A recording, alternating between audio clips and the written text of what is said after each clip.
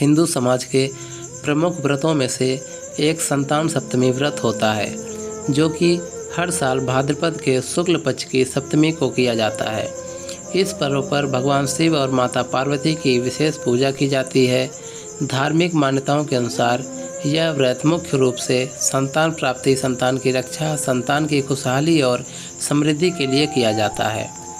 भाद्रपद के शुक्ल पक्ष की सप्तमी व्रत का विशेष महत्व माना जाता है। यह व्रत हिंदी पंचांग अनुसार भादो मास शुक्ल पक्ष की सप्तमी के दिन मनाया जाता है। इस व्रत को ललिता सप्तमी भी कहा जाता है। हर साल संतान सप्तमी मनाने की तिथि की अलग अलग दिन होती है। हिंदू समाज में संतान सप्तमी व्रत का विशेष महत्व माना जाता है, क्योंकि संतान सप्तमी का व्रत स्त्रियों द्वारा पुत्र प्राप्ति की इच्छा के लिए किया जाता है। यह व्रत संतान के सारे सुख दुख परेशानी के निवारण के उद्देश्य से किया जाता है। संतान की सुरक्षा का भाव लेकर स्त्रियों द्वारा इस व्रत को पूरे विधि विधान के साथ किया जाता है। इस व्रत को पुरुष अर्थात माता पिता दोनों द्वारा मिलकर संतान के सुख के लिए रखा जाता है। व्रत की पूजा और विधि। भाद्रपद शुक्ल पक्ष की सप्तमी के दिन सुबह जल्दी उठकर स्नान करके माता पिता द्वारा संतान प्राप्ति के लिए और उनके उज्जवल भविष्य के लिए इस व्रत का प्रारंभ किया जाता है। इस व्रत की पूजा दोपहर तक पूरी करना अच्छा माना जाता है। सुबह जल्दी स्नान करके साफ कपड़े पहनकर विष्णु शिव पार्वती की पूजा की जाती है। दोपहर के समय चौक बनाकर उस पर भगवान शिव पार्वती की प्रतिमा रखी जाती है। उस प्रतिमा को स्नान कराकर चंदन का लेप लगाया जाता है और अक्षत, श्रीफल, नारियल, सुपारी अर्पण की जाती है। इसके बाद दीप जलाकर भोग लगाया जाता है। माता पिता द्वारा संतान की रक्षा का संकल्प लेकर भगवान शिव को डोरा बांधा जाता है। इसके बाद इस डोरे को अपनी संतान की कलाई में बांध दिया जाता है। इस व्रत के दिन भोग में खीर पूरी का प्रसाद चढ़ाया जाता है। भोग में तुलसी का पत्ता रखकर उसे जल से 3 बार घुमाकर भगवान के सामने रखा जाता है। इसके बाद परिवारजनों के साथ मिलकर आरती की जाती है।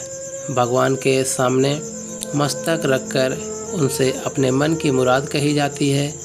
बाद में उस भोग को प्रसाद के रूप में सभी परिवारजनों को और आस पड़ोस में बांट दिया जाता है। कथा के अनुसार प्राचीन काल में नहुस और अयोध्यापुरी का एक प्रतापी राजा था। उस राजा की पत्नी का नाम चंद्रमुखी था। उसके राज्य में ही विष्णुदत्त नामक एक ब्राह्मण रहा करता था, जिसकी पत्नी का नाम रूपवती था। रानी चंद्रमुखी और रूपवती में बहुत गहरा प्रेम था। एक दिन वह दोनों सरयू में स्नान करने गई, जहाँ दूसरी स्त्रियां भी स्नान कर रही थी।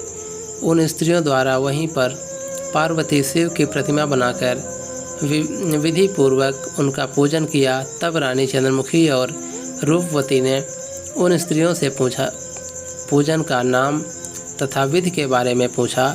तब एक स्त्री ने बताया कि यह संतान देने वाला व्रत वाला है। इस व्रत के बारे में सुनकर रानी चंद्रमुखी और रूपवती ने भी इस व्रत को करने का संकल्प किया और शिव जी के नाम का डोरा बांध लिया। परंतु घर पहुंचने पर वह अपने संकल्प को भूल गई, जिसके कारण मृत्यु के बाद रानी वानरी और ब्राह्मणी मुर्गी की योनि में पैदा हुई। कालांतर में दोनों पशु योनि छोड़कर दोबारा मनुष्य योनि में आए। चंद्रमुखी मथुरा के राजा पृथ्वीनाथ की रानी बन गई और रूपवती ने फिर एक ब्राह्मण के घर जन्म लिया। इस जन्म में ईश्वरी नाम से रानी और भूषणा नाम से ब्राह्मणी जानी जाती थी। भूषणा का विवाह राजपुरोहित अग्निमुख के साथ हुआ। उन दोनों में इस जन्म से भी बहुत प्रेम हो गया। पूर्व जन्म में व्रत भूलने की वजह से इस जन्म में भी रानी की कोई संतान नहीं हुई, जबकि व्रत को भूषणा ने अब भी याद रखा हुआ था, जिसके कारण भूषणा ने सुंदर और स्वस्थ 8 पुत्रों ने जन्म दिया। संतान नहीं होने से दुखी रानी ईश्वरी से एक दिन भूषणा मिलने के लिए गई। इस पर रानी के मन में भूषणा को लेकर ईर्ष्या पैदा हो गई और उसने भूषणा बच्चों को मारने का प्रयास किया, परंतु वह बालकों का बाल भी बांका न कर पाई। इस पर उसने भूषणा को बुलाकर सारी बात बताई और फिर माफ़ी मांगी और उसने उससे पूछा कि आखिर तुम्हारे बच्चे मरे क्यों नहीं। भूषणा ने उसे पूर्व जन्म की बात याद करवाई और साथ ही ये भी कहा कि उसी व्रत के प्रभाव से मेरे पुत्रों को आप चाहकर भी न मार सकी। भूषणा के मुख से सारी बात जानने के बाद रानी ईश्वरी ने भी संतान सुख देने वाली यह व्रत विविध पूर्वक किया।